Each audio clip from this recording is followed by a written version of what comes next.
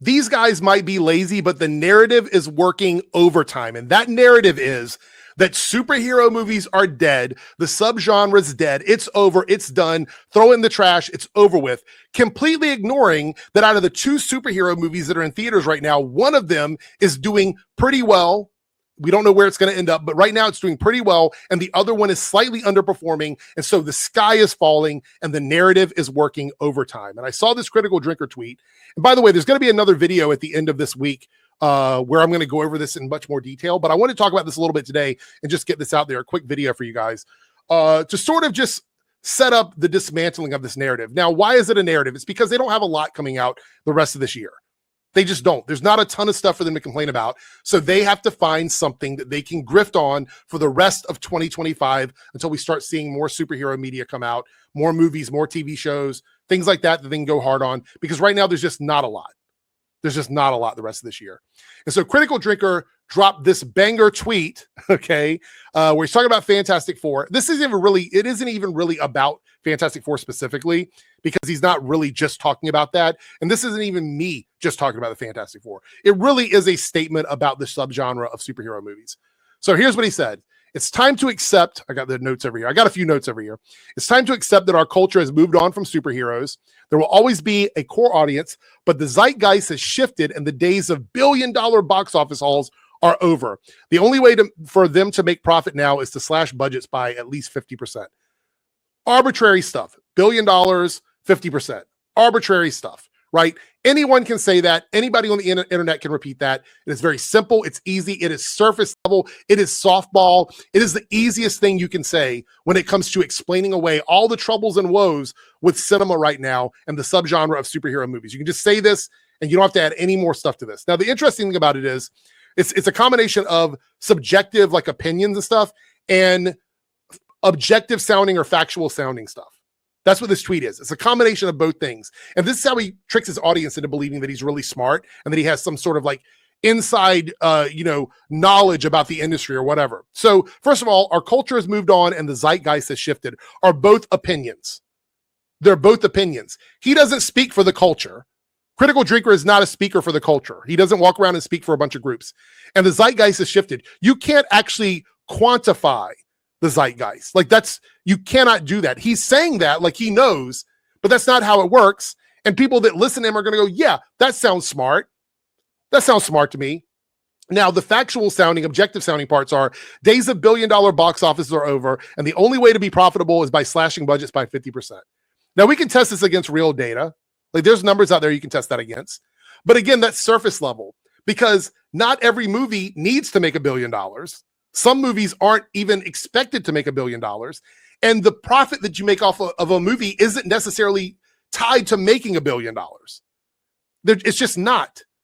And we're going to talk in much more detail about that on Friday. I promise you on the Friday video, I've already filmed it. If you're a channel member, you'll get to see it early. But the Friday video, you're going to get to hear me break all of this down. It's going to make so much sense to everybody when I go through and I explain all this away.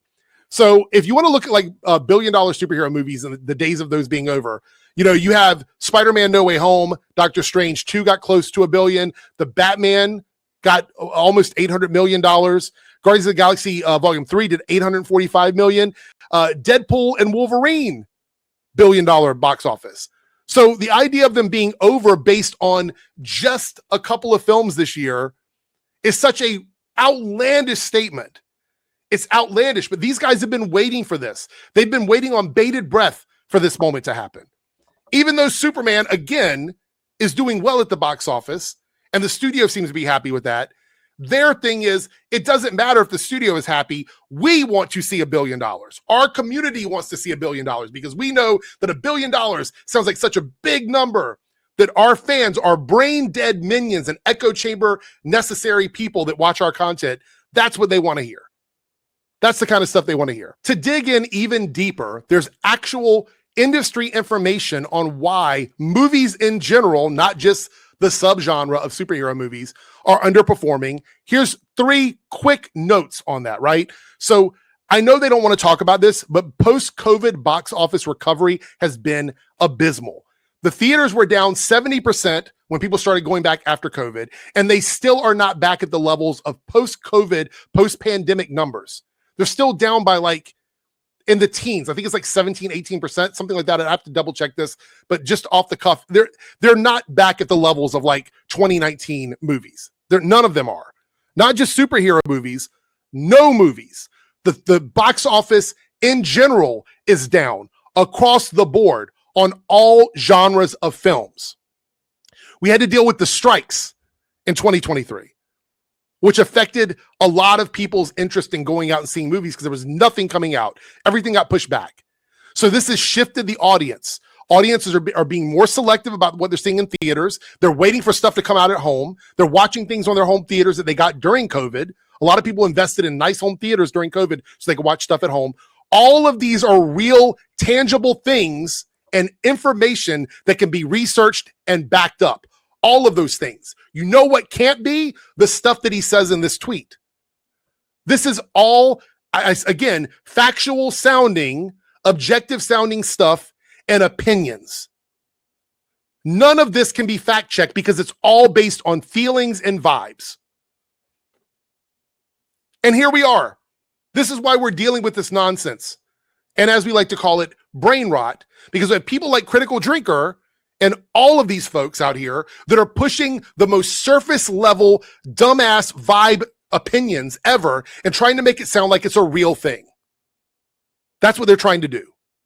There are statements from the studios, there's statements from filmmakers, there's statements from actors, there's statements from different theater chains that talk about this in great detail.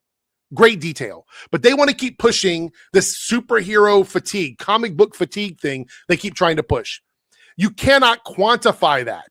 There's no way to actually make that a thing or find or look that up as a thing because we're looking at the numbers, zooming out and looking at the numbers of all cinema. It all looks like every single genre and subgenre are being affected by the same downturn with a few exceptions, meaning that the overarching problem is not just superhero movies because there are outliers. Like I said, there's movies that perform well on smaller budgets. Some of them reach $1 billion. Some of them get better return on investment. There's things like that happen.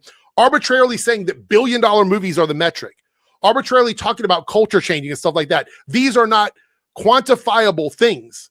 They're just not. And these guys talk about this all the time on their fucking videos and their tweets. And it sounds like they're smart and they're not. They're leaving out so much context because their viewers are either A, too stupid to know the difference, or B, again, they want their echo chamber biases confirmed. And that's why they listen to this. Now, I have a video coming out on Friday.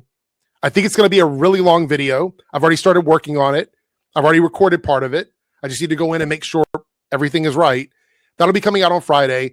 And I go over how this brain rot has permeated into other content creators, specifically a few of them, and how it has affected the kind of content they're making and the misinformation they're putting out there. This low-level, low IQ bullshit has infected media literacy. It's infected people's brains on how they analyze stuff. It's actually making people more stupid. Literally, we have more tools at our fingertips right now than we've ever had in history to double-check anything we want to know about.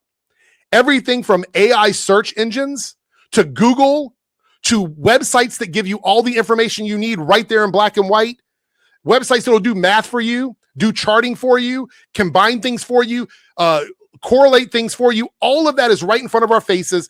And still we have people like this that literally lie and misrepresent things to their audience. And they get away with it because people are too fucking lazy to fact check anything themselves. It is so infuriating.